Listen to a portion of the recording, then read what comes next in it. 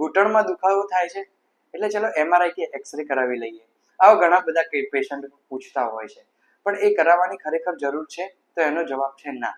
કોઈ પણ દુખાવો થાય અને તરત MRI અને એક્સરે કરાવવાની જરૂર નથી. ચલો આજે આપણે સમજીએ ઘૂંટણના દુખાવા વિશે. ઘૂંટણના દુખાવા 3 પ્રકારના હોય છે. એક તો હોય છે મિકેનિકલ પેન. મિકેનિકલ પેન એટલે કે જ્યારે તમે સીડી ચડો છો, ચાલો છો, ઊભા છો લાંબા સમયથી, તો એ દુખાવો તમને થાય છે. જ્યારે રેસ્ટિંગ પોઝિશન એટલે કે તમે શાંતિથી બેઠા છો કે ત્યારે દુખાવામાં તમને રાહત લાગે છે.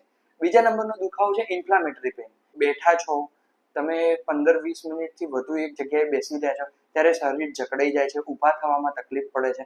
જ્યારે તમે મૂવમેન્ટ કરો છો, ચાલો છો, ત્યારે દુખાવામાં રાહત લાગે છે.